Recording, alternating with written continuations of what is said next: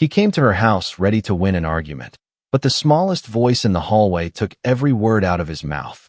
Rain fell hard over the quiet Atlanta neighborhood, tapping against the porch roof of a modest blue house with white trim and a porch light that glowed like a warning. Dorian Vale stood at the door in a dark cashmere coat, the collar turned up against the weather, one hand clenched around a sealed folder that had crossed 3 attorneys, 2 assistants, and half the city before landing in his possession. He was not used to waiting on porches. Billionaires did not usually wait outside small houses with wet shoes and anger cooling in their throats. But Amara Whitlow had not answered his calls, had not agreed to meet at his office, and had not allowed his lawyers to turn this into something polished and distant. So he had come himself. When the door opened, the woman standing inside did not look surprised enough to satisfy him. Amara wore a soft gray sweater, dark jeans, and no jewelry except a thin gold chain resting at her collarbone.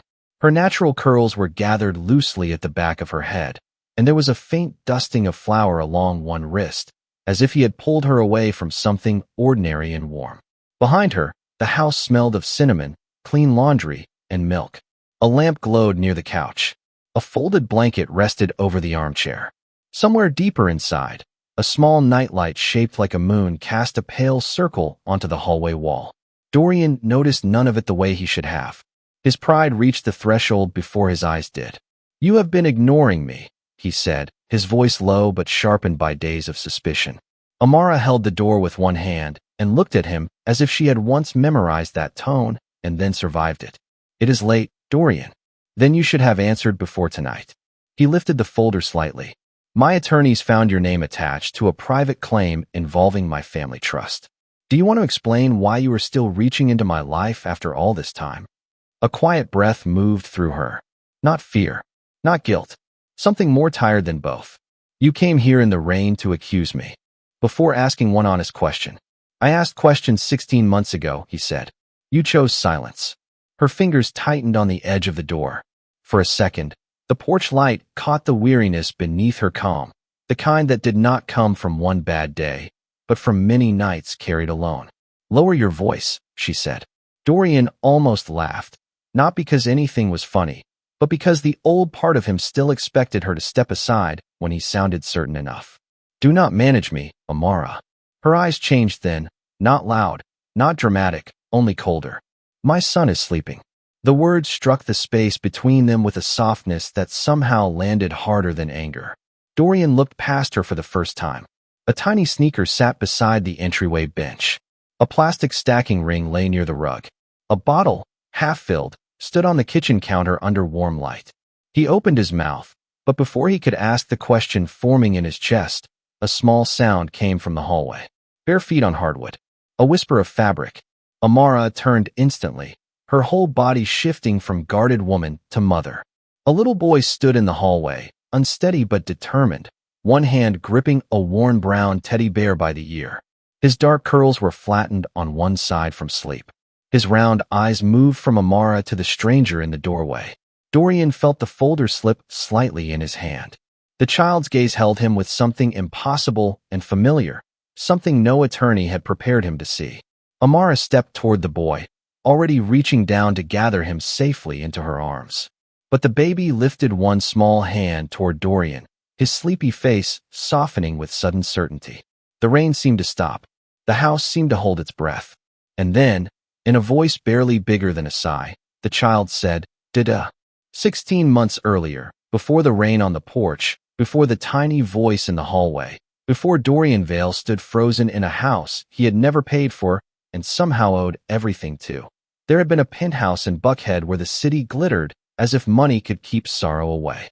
The windows reached from floor to ceiling, opening onto Atlanta. In ribbons of highway light, glass towers, and private rooftops where powerful people learned to smile without resting. Amara Whitlow used to stand in that view barefoot after midnight, holding a mug of tea gone cold, listening to Dorian take calls from London, Los Angeles, and New York as if time zones were only another thing he had conquered. Their marriage had not begun in marble.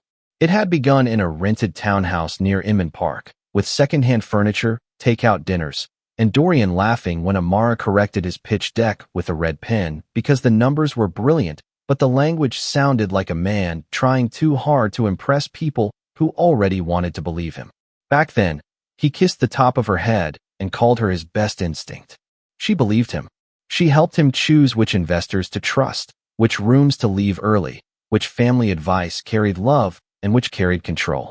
When the first major deal closed, he brought home grocery store roses and a bottle of sparkling cider because she had stopped drinking coffee late at night, and he noticed things like that then. Years passed, and success did what it often does to men who confuse attention with truth. It made every room louder except the one at home. Dorian started coming back from meetings with his jaw tight and his phone face down. He spoke in fragments: board pressure, trust restructuring, legacy assets, family exposure. His mother, Evelyn Vale, began appearing at dinners with polished concern and sharp little silences. She never insulted Amara directly. She only asked whether Amara understood how fragile reputations were, whether she knew how certain people used pregnancy rumors or emotional stories to control wealthy men, whether she had considered that love looked different at Dorian's level. Amara heard every sentence beneath the sentence. Dorian heard only his mother protecting the empire. The final weeks of their marriage arrived quietly. Amara woke tired. Her favorite foods smelled strange. She kept one hand near her stomach before she understood why. She bought a pregnancy test from a pharmacy 3 miles away because she did not want anyone in their neighborhood recognizing her. The result appeared while Dorian was at a late meeting downtown. Positive. Amara sat on the bathroom floor in the soft white robe he had given her for their anniversary, one hand over her mouth, not from shame, but from the enormous tenderness of knowing a life had begun inside the silence between them. She planned to tell him that night. She even placed the test inside a small gift box, wrapped in pale blue tissue, because some part of her still believed joy could find its way through a closed door. But Dorian came home with attorneys already in his voice. He stood by the bar cart in a navy suit, rain shining on his shoulders, and said he had seen documents connecting her name to a disputed family account. He said he did not know what to believe anymore. He said his family warned him this might happen. Amara stared at the gift box on the counter between them, suddenly too far away to reach. "Ask me," she whispered. "Just ask me what is true." Dorian looked at her with the exhausted certainty of a man who had chosen suspicion because it required less courage than trust. By morning, the box was still unopened. The divorce papers were on the dining table, and Amara understood that some men do not leave when love is gone. They leave when pride becomes easier to hold. The morning after Dorian placed divorce papers on the dining table, the penthouse looked too clean for what had ended inside it.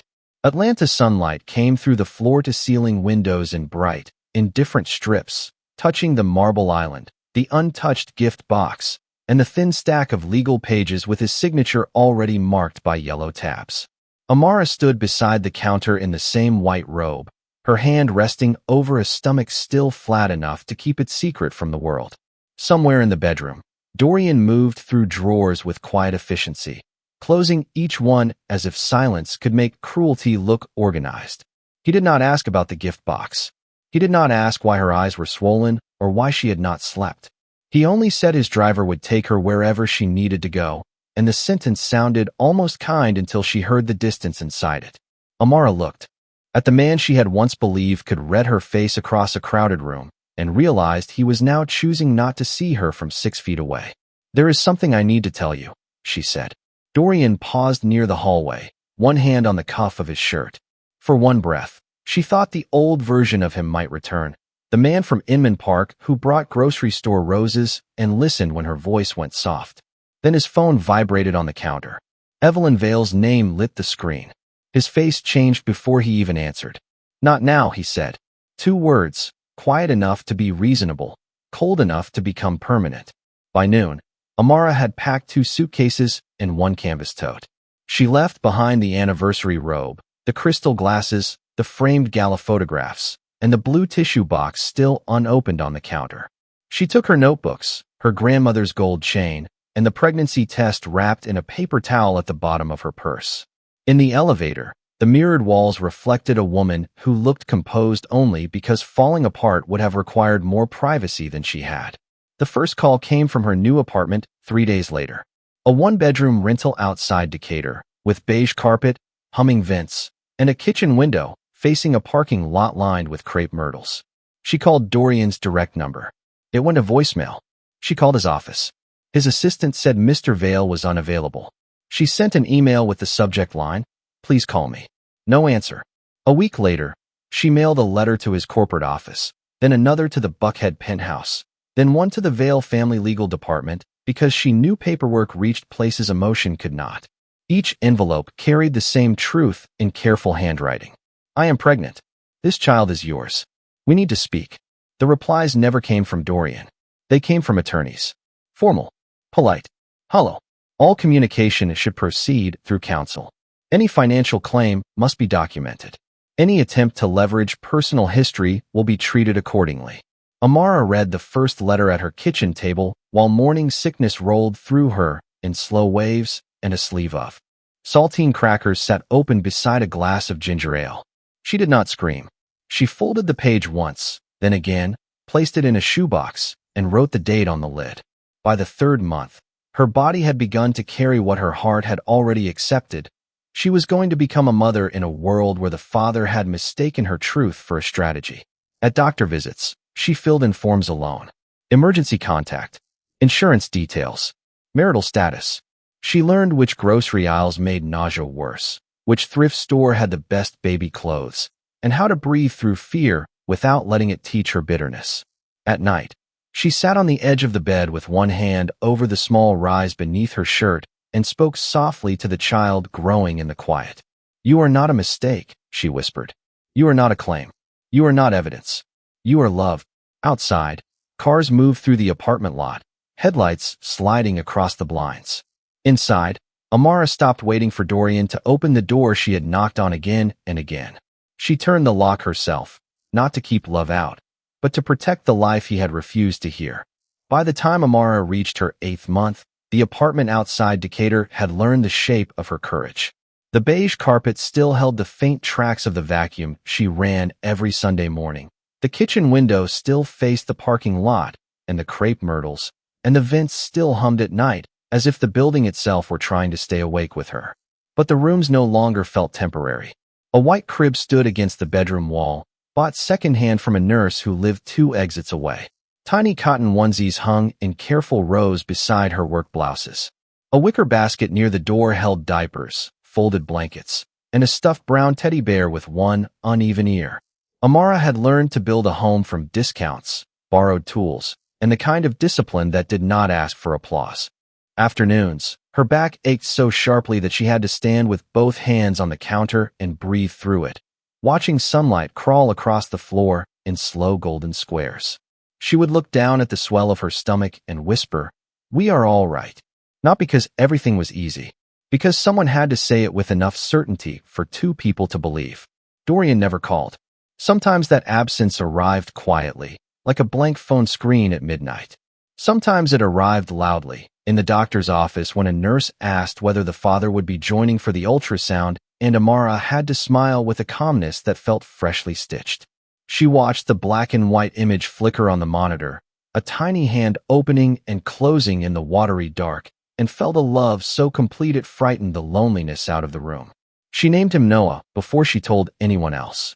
Not because the name sounded rich or impressive, but because it felt steady, like a small boat surviving weather it had not chosen. Her Aunt Patrice drove down from Savannah for the delivery, arriving with a floral overnight bag, peppermint candies, and the firm tenderness of a woman who knew when not to ask questions. In the hospital room, Atlanta rain tapped against the window while machines beeped softly and fluorescent light turned everything pale. Amara held the bed rail through each wave of pain, not thinking of Dorian's penthouse or Evelyn Vale's polished warnings or the letters folded in the shoebox at home. She thought only of the child who was coming, the child no boardroom, attorney, or family trust could define. When Noah finally arrived, small and warm against her chest, his cry filled the room like proof. Amara looked at his face through exhausted tears and saw the curve of his mouth first, then the faint crease between his brows, then something in his eyes that made her breath catch. There was Dorian in him, not enough to steal the moment, enough to make the truth undeniable. Aunt Patrice pressed a hand over her heart, but said nothing. Amara touched one finger to Noah's cheek and smiled with a softness no betrayal had been able to take from her. "Hello, my love," she whispered. "I have been waiting for you." Motherhood did not make the world gentler. It made Amara more precise. She learned the language of hunger cries, sleepy cries, and the small restless sounds. Noah made at 3 in the morning when the apartment was dark except for the moon-shaped nightlight. She learned to warm bottles with one hand, answer work emails with him asleep against her shoulder, and stretch one paycheck until it felt almost elastic. There were nights when she sat on the bathroom floor with Noah in a bouncer beside her, laughing softly because she was too tired to cry. There were mornings when he smiled at her from the crib, gums shining, tiny fists waving, and the whole room seemed to forgive every hard hour before it. On his first birthday, Amara baked a small vanilla cake and covered the table with paper plates shaped like stars. There were only 6 guests, 2 neighbors, Aunt Patrice, a coworker, and one older woman from church who always brought too much macaroni and cheese. Noah smashed frosting across his cheeks while everyone clapped, and Amara took a picture with her phone, not for social media, not for Dorian, not to prove anything to anyone. She saved it because one day her son would ask what his first year had looked like, and she wanted him to know it had not been empty. It had been small, tired, warm, and full of love. Noah's first year taught Amara that survival was not always loud. Sometimes it sounded like the washing machine turning after midnight, while a baby slept in the next room. Sometimes it smelled like oatmeal cooling on the stove, baby lotion on clean towels, and coffee she forgot to drink until it had gone bitter. The apartment outside Decatur became a calendar of small victories. Noah learned to sit up on a quilt spread across the beige carpet. He learned to clap when Aunt Patrice sang old gospel songs through the phone. He learned to crawl toward the moon-shaped nightlight as if it were something he could hold.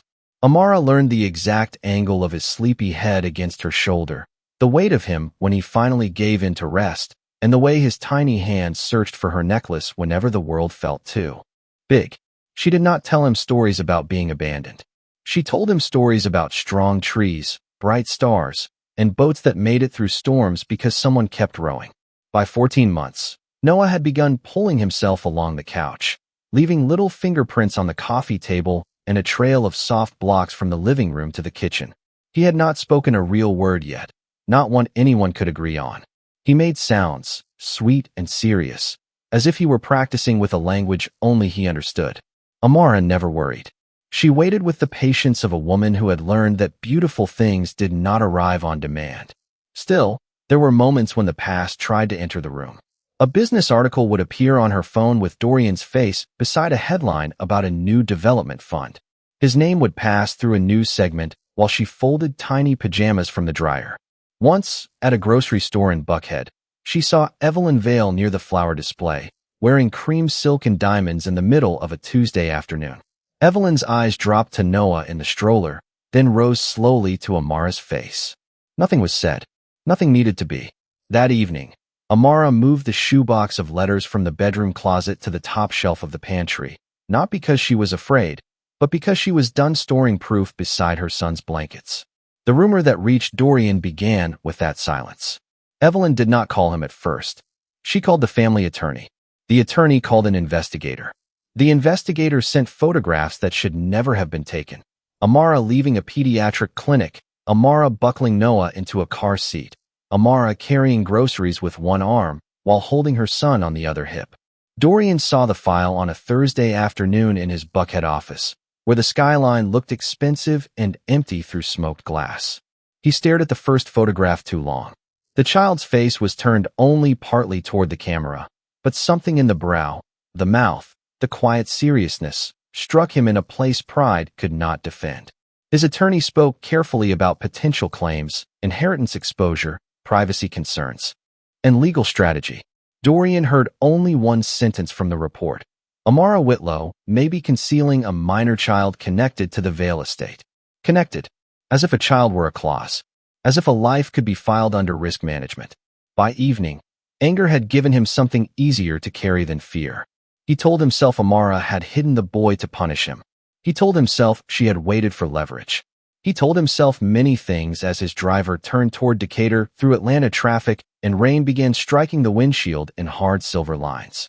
But beneath every accusation was a memory he did not want. A pale blue gift box on a marble counter, unopened. When the car stopped outside the modest blue house with white trim, Dorian stepped into the rain holding the sealed folder like armor, not yet understanding that the truth behind that door had never belonged to his empire. It belonged to a mother, a child, and every message he had refused to hear. Dorian did not remember driving from Buckhead to Decatur. He remembered pieces of it, the wipers cutting rain from the windshield, the sealed folder lying on the leather seat beside him, the attorney's voice still echoing through the speakers until he ended the call without saying goodbye. The city changed as he moved east, glass towers giving way to lower rooftops, wide avenues narrowing into streets lined with old trees and porch lights. By the time the car stopped in front of Amara's small blue house, anger had arranged itself neatly across his face. It was easier than uncertainty, easier than the thought of a child with his eyes sitting in a stranger's file. He told the driver to wait, then stepped into the rain before the umbrella could open. Water darkened the shoulders of his cashmere coat as he crossed the short walkway, passing a clay pot of rosemary near the steps and a tiny pair of yellow rain boots by the door. The boots should have slowed him. They did not. He knocked once, firmly, the way he entered boardrooms and ended negotiations. Inside, something moved. A chair leg brushed the floor. Footsteps approached, careful and quick. When Amara opened the door, warm light spilled around her, carrying the smell of cinnamon, laundry detergent, and something soft that belonged to a child's evening routine. She looked at him for one quiet second, then at the folder in his hand. No surprise. That unsettled him more than fear would have. "Dorian," she said, "you should not be here this late." "I would not be here if you had answered," he said. His voice came out controlled, almost calm, but the calm had edges. Amara did not move aside. Behind her, he saw a narrow entryway, a wooden bench, a diaper bag hanging from a hook, and a framed print of blue whales above a basket of toys. The house was not the scene his anger had prepared for. It was smaller, warmer, more alive than anything in the report. "I answered you a long time ago," she said. "You chose other people to listen for you." Dorian lifted the folder. "My attorney says there is a child connected to my estate." Her eyes hardened, not with panic, but with exhaustion. "Connected to your estate," she repeated softly. "Is that what they called him? Do not turn this around." "I am not turning anything. I am standing in my doorway while you talk about my son like he is paperwork." The word son landed between them, no longer hidden behind legal language. Dorian looked past her again, and this time the details arrived one by one. The bottle drying beside the sink, the small blue blanket folded over the couch, the moon-shaped nightlight glowing down the hallway. His grip tightened around the folder until the paper bent. "Why did you hide him from me?" he asked. Amara's face changed then, not breaking, not softening, just revealing how much it cost her to remain composed. "I did not hide him. I tried to tell you. I never heard that." "No," she said. "You never listened." The house went still around them. Rain tapped the porch roof. Somewhere inside, a soft rustle came from behind a half-closed door. Amara heard it first. Her shoulders lifted with that instant alertness only a mother seemed to have. "You need to lower your voice," she said. Dorian stepped 1 inch closer, not into the house, but into the old habit of believing his certainty deserved space. "I came for the truth." Amara's hand tightened on the doorframe. "The truth is asleep." Before he could answer, the hallway door creaked. A small shadow moved beneath the moonlight. Noah appeared barefoot on the hardwood, clutching his worn brown teddy bear by one ear, his curls flattened from sleep, his little face confused by the voices in his home. Amara turned toward him with a whispered, "Baby," already reaching down. But Noah was not looking at her. He was looking at Dorian. The folder lowered slowly in Dorian's hand. The child blinked, serious and sleepy, studying him as if recognizing something older than memory. Then Noah lifted one small hand toward the rain-soaked man in the doorway, his mouth forming the first clear word Amara had ever heard from him. "Dada." For a moment, no one moved. The word seemed too small to carry the weight it had been given, yet it filled the entire house until even the rain outside sounded distant. Dorian stood at the threshold with water dripping from the edge of his coat, the sealed folder bent in his hand, and all the power he had brought with him suddenly useless. He had heard his name spoken by senators, bankers, executives, and men twice his age who wanted his approval. But nothing had ever reached him like that single broken little word from a child in striped pajamas. Da-da. Noah's hand remained lifted, fingers opening and closing in the soft air between them, and Amara moved quickly, gathering him against her chest before the cold from the open door could reach him. The boy tucked his face near her collarbone, still staring at Dorian over her shoulder with curious, sleepy trust. That trust hurt more than accusation. Dorian looked at Amara, searching for anger, triumph, proof that she had planned this moment to destroy him. He found none of it. Her face was pale with exhaustion, her jaw steady, one hand pressed protectively across Noah's back while the other held the door. She was not performing pain for him. She was standing inside the life he had missed. "Is he mine?" Dorian asked, but the question came out hollow because his body already knew the answer. Amara looked down at Noah, smoothing one curl away from his forehead. "His name is Noah. Not yes. Not a defense. A name. A person. A life." Dorian swallowed, his eyes moving over the child's face, the crease between his brows, the shape of his mouth, the quiet seriousness that looked impossibly familiar. He took one half step forward, then stopped when Amara's shoulders tightened. That small movement told him more than a speech could have. There were doors here he had not earned the right to cross. "I did not know," he said. Amara's gaze lifted slowly. "You were told." The sentence landed without sharpness, and that made it impossible to fight. Behind her, the living room glowed with ordinary tenderness. A stack of board books sat beside the couch. A blue sippy cup leaned near a folded burp cloth.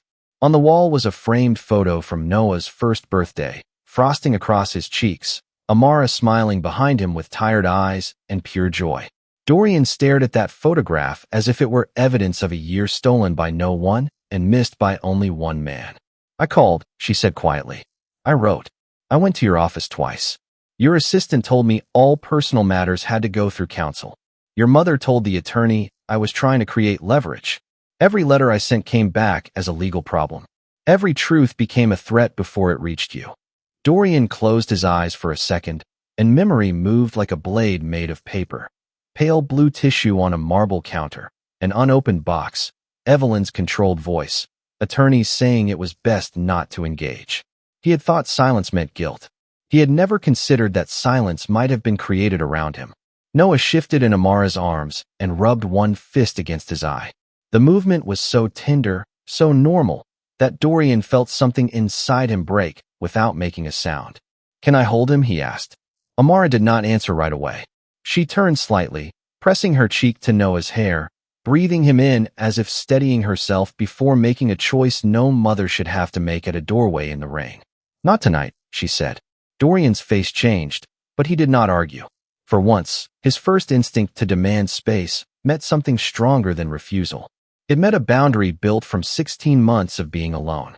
"He does not know you," Amara said, "and I will not let your regret rush him just because it finally caught up to you." Dorian looked at the child again, at the tiny hand gripping the bear's worn ear, at the small cheek resting against the woman he had failed to believe. He nodded once, slowly, because it was the only honest thing left for him to do.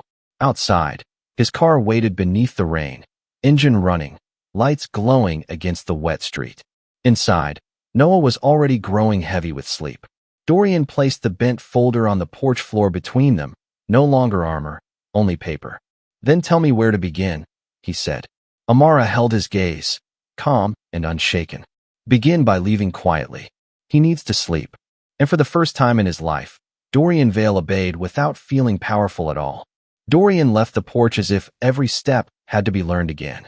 The rain had softened, but his coat was still wet, his shoes still dark from the walkway, and the engine of the waiting car sounded too expensive for the quiet street. He did not look back until he reached the curb. Through the front window, behind the thin curtain, he saw Amara carrying Noah down the hallway with one hand supporting the child's back, the other smoothing his curls with the patient rhythm of someone who had done everything alone for too long. The door closed. The porch light remained on. For the first time in years, Dorian had nowhere useful to put his pride. Inside the car, his driver asked where to go, and Dorian could not answer right away. Buckhead was only a few miles away, but it suddenly felt like another country, all glass and height and rooms where people called absence discipline. He looked down at his empty hands. The folder was gone, left on Amara's porch like a confession made of paper. Home, he said at last. But when the car turned toward the city, he understood that the word no longer meant what it had that morning. By midnight, he stood alone in his penthouse kitchen with every light turned on. The marble counter reflected the ceiling fixtures in clean white lines. The silence was perfect, polished, and unbearable. He opened a drawer he had not touched in months, then another, then the cabinet where old mail had been boxed after the divorce. At the bottom, beneath archived statements and charity invitations, he found the first envelope with Amara's handwriting across the front. Then another, his name written carefully each time. Not angry, not desperate, careful. He opened them standing at the counter where the pale blue gift box had once waited for him. The first letter told him she was pregnant. The second told him she had been to the doctor and the baby was healthy. The third did not ask for money. It asked for a conversation. Dorian read each page until the words blurred. Not because the ink had faded, but because the man reading them was not the same man who had ignored them. In the morning, he called his attorney and said no more threats, no more surveillance, no more language that turned his son into an asset. Then he called Evelyn. His mother answered with the bright calm of someone already preparing defense. Dorian did not raise his voice. He did not need to. You knew, he said. The silence on the line was enough. By noon, he had arranged a trust for Noah, but for the first time in his life, money felt embarrassingly small. He drafted messages to Amara and deleted them all. Apologies sounded thin on a screen. Regret looked selfish when typed too quickly. That evening, he drove himself back to Decatur, not in the Blacktown car, not with a lawyer, not with a plan big enough to hide behind. He parked across the street from the Blue House and sat there for 20 minutes with a paper bag from a pharmacy on the passenger seat. Diapers, baby wipes, a small jar of applesauce because the clerk said toddlers liked it. When Amara opened the door, she looked at the bag first, then at him. I am not here to take anything, he said. I am here to ask what Noah needs. Amara studied him in the porch light, her face unreadable, her hand resting on the door as the sound of Noah babbling softly came from inside. He needs consistency, she said. He needs peace. He needs a father who does not disappear when things become difficult. Dorian nodded, absorbing each word as if it were a rule he should have learned years ago. Then I will start there. She did not smile. She did not move aside. But she did not close the door either. And in that narrow space between punishment and forgiveness, Dorian finally understood that becoming a father would not begin with being welcomed. It would begin with being patient. 3 weeks passed before Dorian learned the difference between wanting forgiveness and earning trust. Wanting was easy. It arrived the night he found Amara's letters and stood in his penthouse with shame spread across the marble like cold light. Earning was slower. It looked like pulling up to the Blue House in Decatur at 7 in the morning, not in a Blacktown car, but in his own SUV with a car seat installed badly enough that Amara made him watch 2 safety videos before she let him touch it again. It looked like standing on the porch with a diaper bag over one shoulder, oatmeal in a sealed container, and coffee from the small shop Amara liked because he had asked, remembered, and not sent someone else to get it. The first morning, she opened the door only halfway. Noah was on her hip in yellow pajamas, one hand wrapped around her gold chain, his sleepy eyes watching Dorian with careful curiosity. Dorian did not reach for him. He did not say, "Come to Daddy," as if a word could build a bond by command. He only crouched a little, keeping his voice soft. "Good morning, Noah." Noah stared at him, then tucked his face into Amara's shoulder. Dorian smiled anyway, though it hurt. Amara noticed. She noticed everything now. "He likes bananas in his oatmeal," she said. "Not too hot. He throws the spoon when he is done. If he rubs his ear, he is tired. If he reaches for the blue whale book, you read it twice, even if you think he is not listening." Dorian nodded as if she were explaining the terms of the most important contract of his life. In a way, she was. He kept coming. Monday, Wednesday, Saturday. Rain, heat, traffic. Early board calls moved to later hours because Noah's breakfast did not care about quarterly projections. At first, Amara stayed in the room the entire time, folding laundry on the couch while Dorian sat on the floor in shirt sleeves, stacking soft blocks. Badly enough to make Noah laugh. The sound undid him every time. Later, she began stepping into the kitchen for a few minutes, then onto the porch, then once to the grocery store 2 blocks away, while Dorian watched Noah nap beneath the moon-shaped nightlight. He sat in the rocking chair without moving, terrified of doing something wrong, while the little boy slept with one fist open against the blanket. On the 4th Saturday, Dorian arrived early and found Evelyn's car at the curb. Amara stood in the doorway, calm but unreadable. Evelyn Vale sat in the living room wearing a cream suit that looked too formal for a house, with toy trucks on the rug. Her eyes followed Noah as he crawled toward a basket of board books. He should have known, Dorian said before his mother could rise. Evelyn's lips parted, but he did not give her the polished silence she expected. You should have told me. I should have listened. Both are true.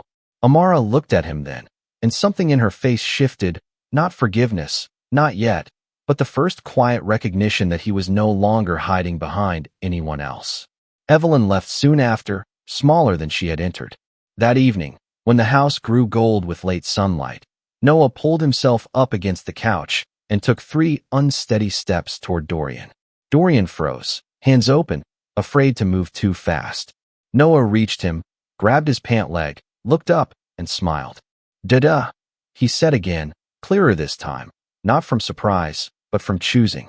Dorian's eyes filled, but he did not turn the moment into a claim. He looked at Amara first.